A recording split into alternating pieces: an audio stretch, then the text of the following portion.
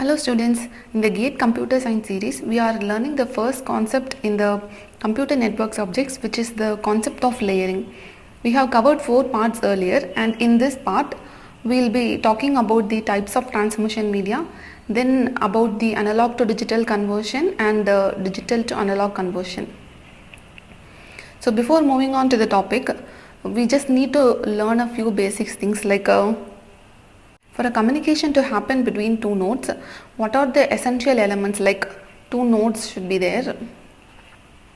So these are the basic essential items, like two nodes should be there and a communication link should be there.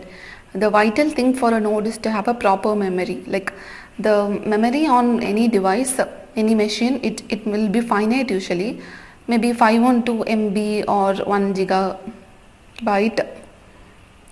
For a low performing device, least memory should be 512 megabytes, and nowadays devices come with a high memory power like in terabytes. It is more efficient. And talking about the communication link, the links can be either wired or wireless. Network links are implemented on a variety of different physical media. So this figure shows the classification of transmission media. Actually there are two types, one is guided media and unguided media. Guided media in the sense it has wires, so wired. Unguided media means transmission takes place in a wireless mode. And in the guided media there are three subcategories: coaxial, fiber optic and twisted pair. And in unguided media there are radio waves, microwaves and infrared waves. So whatever be the physical medium, the medium can be used to propagate signals. These signals are actually electromagnetic waves traveling at the speed of light. What do you mean by frequency? Frequency is the property of electromagnetic waves which is measured in hertz, with which the wave oscillates. Then there's one more term named wavelength. Wavelength is actually the distance between a pair of adjacent maxima or minima of a wave. For example, the distance between these two, the adjacent maxima and minima, this is the wavelength. Then talking about guided media are those that provide the conduct from one device to another, which include twisted pair, coaxial cable and fiber optic cable. Let's talk about twisted pair. A twisted pair consists of two insulated copper wires, typically about 1 millimeter thickness. These wires are twisted together in a helical form, just like a DNA molecule. Here twisting is done because two parallel wires constitute a finite antenna. The most common application of twisted pair is the telephone system. Two types of twisted pair cable include shielded twisted pair and unshielded twisted pair. Unshielded twisted pair is the most common type. And here a plastic cover is coated, just a plastic cover is coated over the twisted pair. But in unshielded twisted pair, in addition to a plastic cover, like between the plastic layer and the twisted pair of copper wires, there will be a metal shield. This IBM version of twisted pair cable, this is IBM version actually. Shielded twisted pair has a metal foil covering each pair of insulated conductors, which is then covered by plastic. There are a few categories of unshielded twisted pair.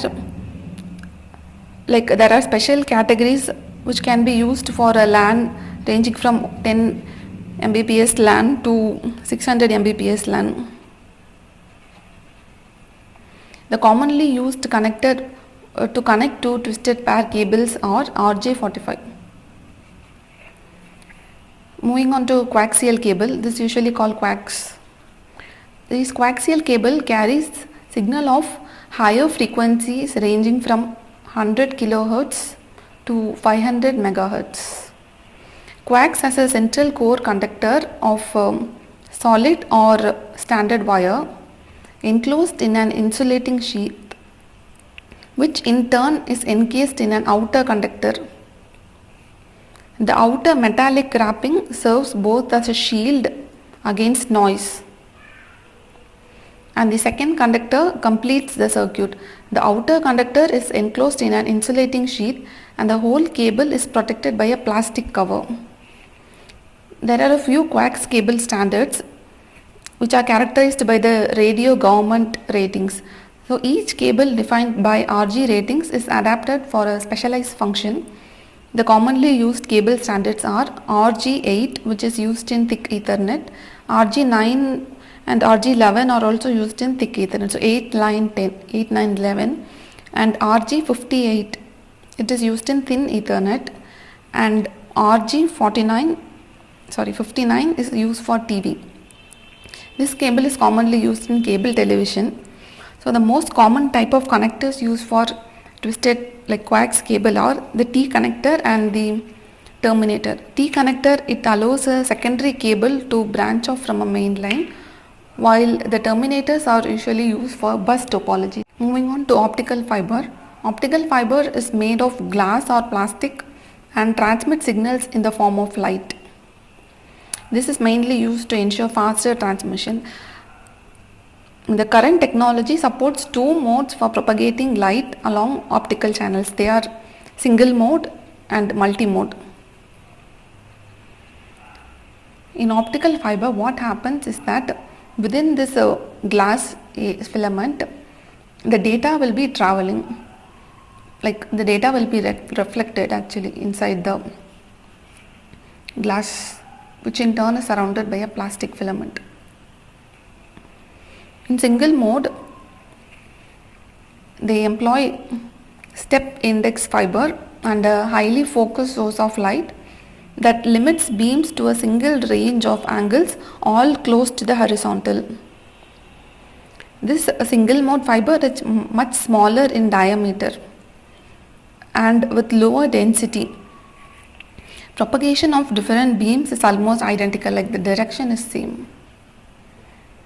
All the data that pass through this cable follow the same direction and delays are negligible. And finally, the beams arrive at the destination together and are recombined without any distortion. But in multi-mode, multiple beams from a light source move through the core in different paths. Each node have its own path. In multi-mode step index propagation, the core density is constant and the light beam changes direction suddenly at the interface between the core and the cladding.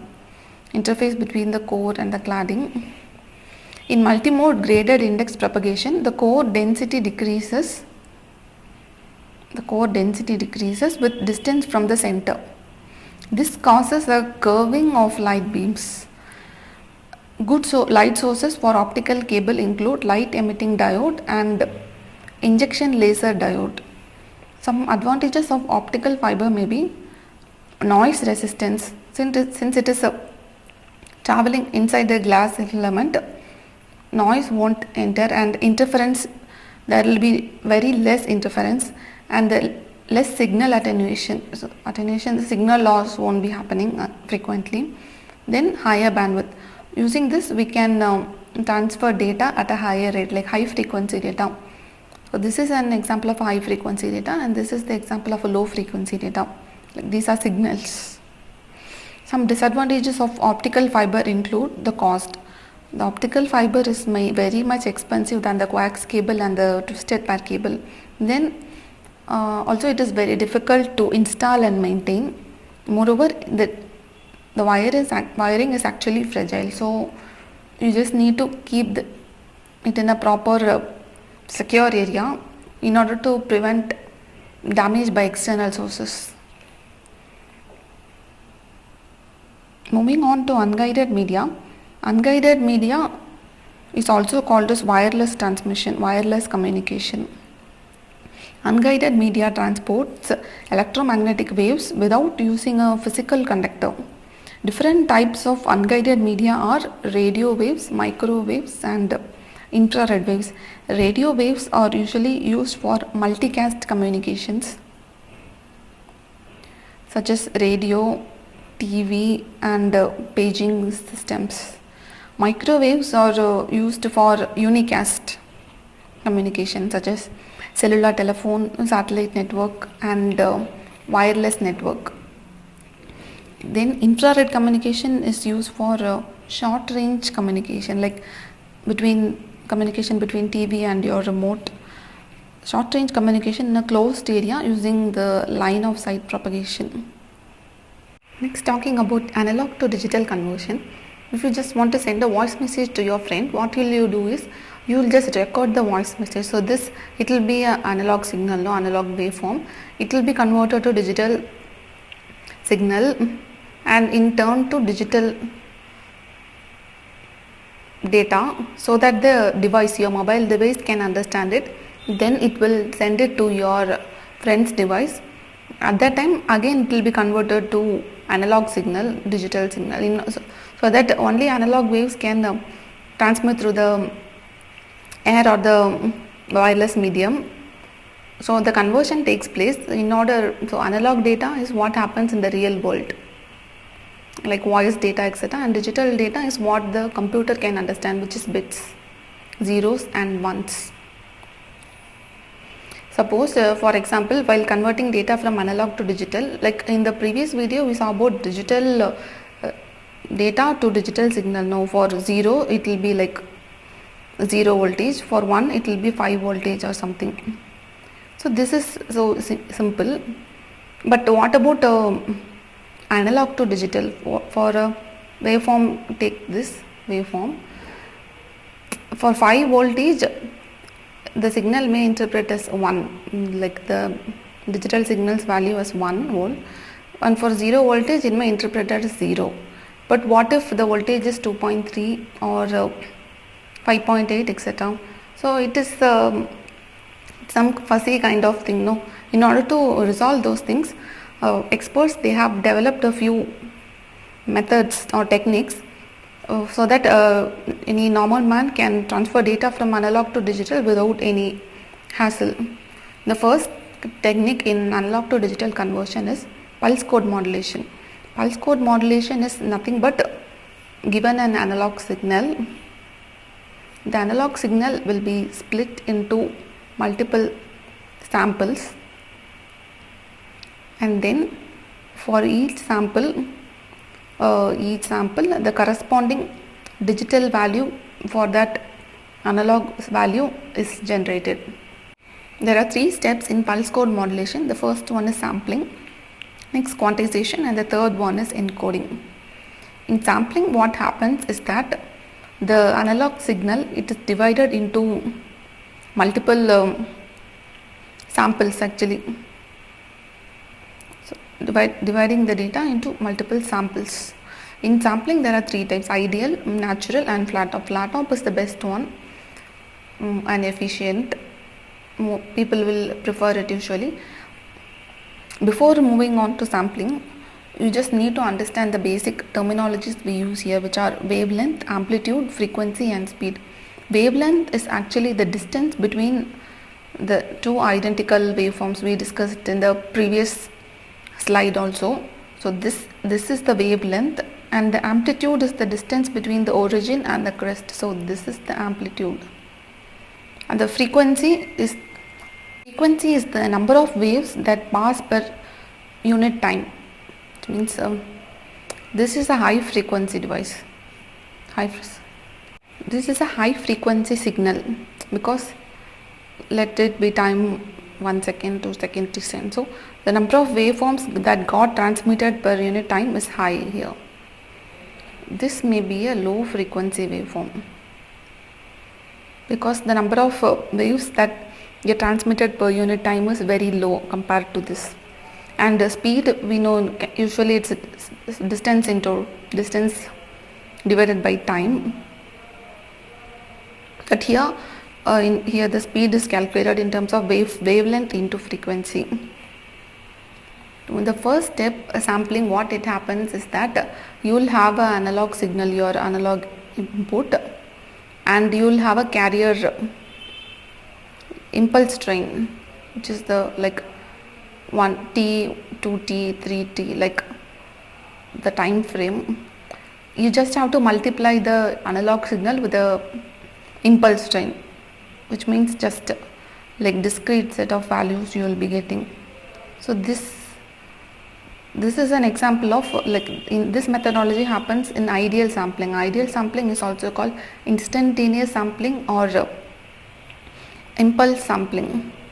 So this just multiplication of the impulse train and the original analog signal happens. So this is the resultant of this ideal sampling, but this is not preferred. Actually, it's a very poor technique because everything is discrete, and while decoding it will cause difficulty. But in natural sampling, what happens? In natural sampling, what happens is that in natural sampling, the original analog wave gets multiplied by the impulse train, but it's just that it will be like a closed one with the top.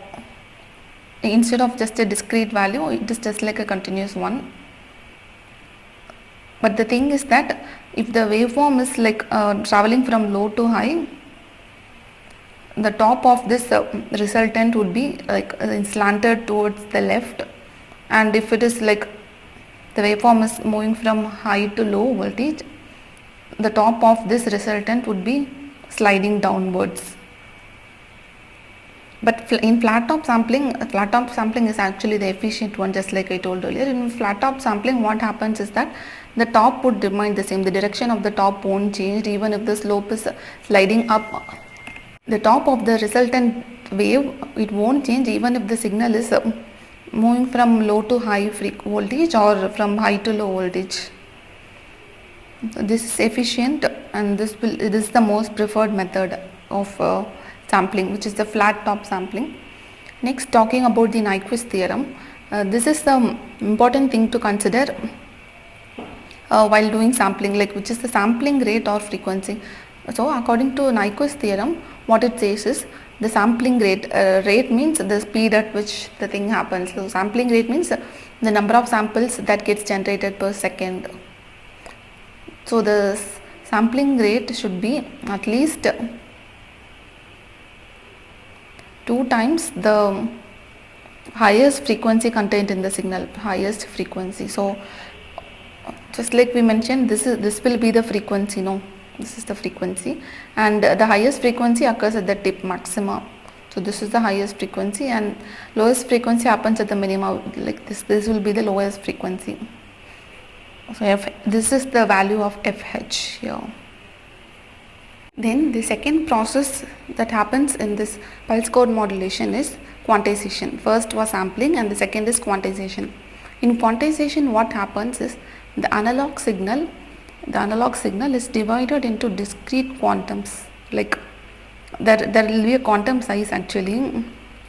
Based on that, the analog signal is divided. There are 2 types in quantization, which is uniform quantization and non-uniform quantization. In uniform quantization, the quantum interval, it will be the step size, it is same for all the particular samples, every single sample in the waveform. But in a non-uniform quantization, the quantization interval, it actually changes. For example, this is non-uniform. As you can see, for some cases the step size has been uniform, but in some cases the step size is very high. Just because of this change, it is called a non-uniform quantization. Usually there is one more term, which is the quantization error. Normally error happens like because we are converting an analog signal into a digital signal. So there may be some data that we might have missed out some data. For example, if they are taking a movie out of a book, they might have removed some elements from the book, like because a movie can be only around 2 to 2.5 hours. So just like that, when we are converting an analog signal to a digital signal, some data elements they might have lost. So this loss is called as the quantization error. Error happens also in sampling, which is called the sampling error. And the third one is encoding. We discussed about encoding earlier, right? Line coding, then block coding. Likewise, what happens is that the data generally, like in pulse code modulation, what happens is that The analog wave will be split into multiple samples and each sample will be quantized. So this, for each piece of sample, the corresponding encoding will be done. For example, if this is like 4-bit, it will be, after encoding it will be 5 bits.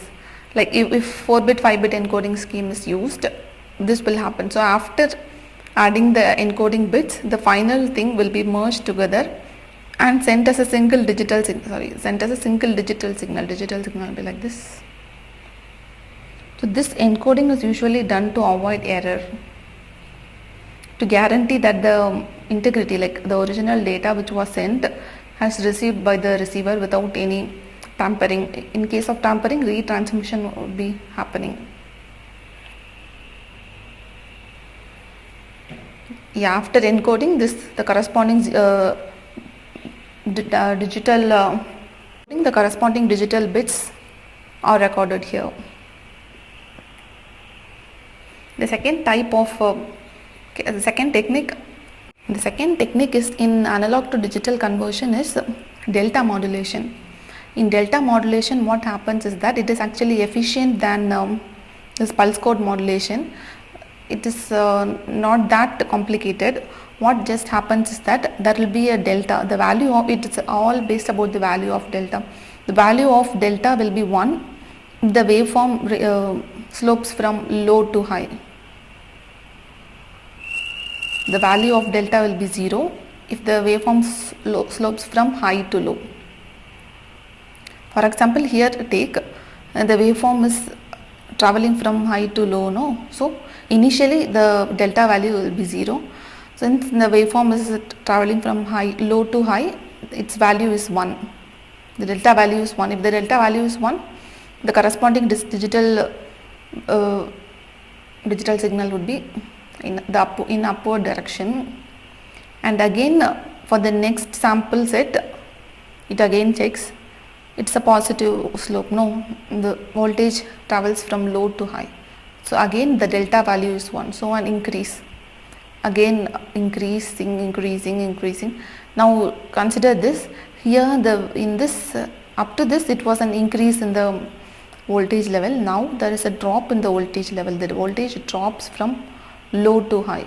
So here what happens is that the digital signal it will be moving down. So because the delta value becomes 0. So here the delta value is 0. So when the slope is positive, the delta value will be 1, and when it slopes down, the delta value will be 0. So again it's moving upwards, so the delta value again become 1. It's all about this delta value. But here the delta value ranges between 1 and only it is either 0 or 1. But in the third category, which is the adaptive delta modulation, delta value changes drastically depending on the slope of the analog wave. Actually, previously if the delta wave is 1, like the waveform will be like it will be uniform waveform. But here, since the slope is too steep, the delta value has increased very much. Since the delta value adapts itself based on the characteristics of the analog signal, this is termed as adaptive delta modulation. It is efficient and it guarantees noise removal as well. Then moving on to digital to analog conversion, here the digital signal it will be converted to analog signal. There are 3 main categories in digital to analog conversion, which is amplitude shift keying, frequency shift keying, and phase shift keying. Amplitude means what we discussed earlier. Amplitude is just what is amplitude? Amplitude is just the distance between the origin and the crest of the signal. So this is amplitude. Amplitude shift keying is based on that. Frequency shift keying, frequency is like the number of waves that get transmitted per unit time, per second. And phase is actually concerned with the direction, like how the sine or cos waves, they are changing their phase value. Moving on to amplitude shift keying, consider this is your carrier wave. For example, like the data will be transmitted through electromagnetic waveform. So this is the carrier wave. The carrier wave is nothing but the if Airtel is your internet provider in your mobile network, so whatever data you send through your mobile, the Airtel's internet service provider, Airtel's network will be your carrier wave. Just like that, every data will have its own carrier wave. So only with the help of the carrier wave, a device can transfer the data. So consider this is the digital input signal. We have digital signal, and this is your carrier wave. And what will be the result of amplitude shift keying is that it is only based on amplitude. For the thing that has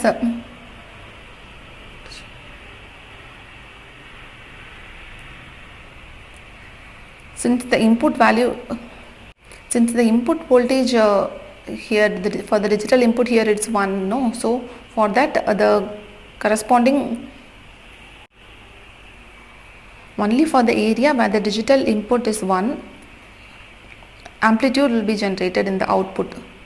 So as per these segments, so since the value is 1 here, amplitude is generated, and since the value is 0 here, no waveform, because for here the amplitude is 0 for this waveform. So again, for value 1, amplitude is generated. It's completely based on amplitude. It never bothers about the frequency or phase value.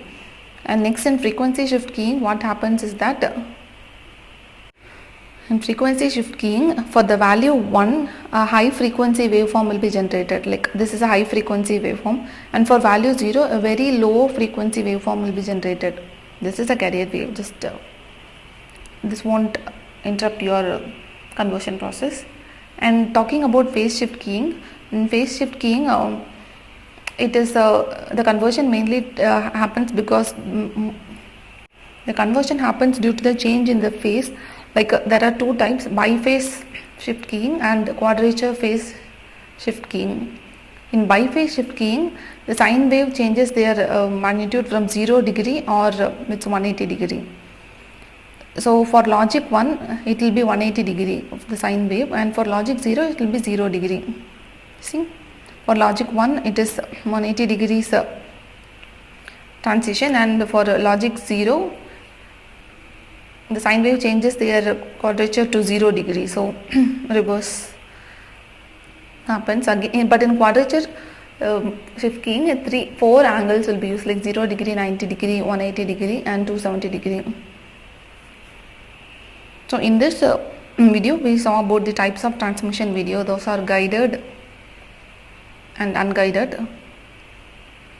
In guided, there were twisted pair, coax, and fiber optic. In unguided, there are radio waves, microwaves, and infrared rays. And then we saw about the analog to digital signal, like converting the analog signal to digital signal. The techniques that were used were pulse code modulation and delta modulation, then adaptive delta modulation. Again, then we saw about digital to analog conversion, which a digital signal will be converted to an analog signal. Here the categories were amplitude shift keying, phase shift keying, and frequency shift keying. In the next video, we will be discussing about wireless communication and other related things. Thank you.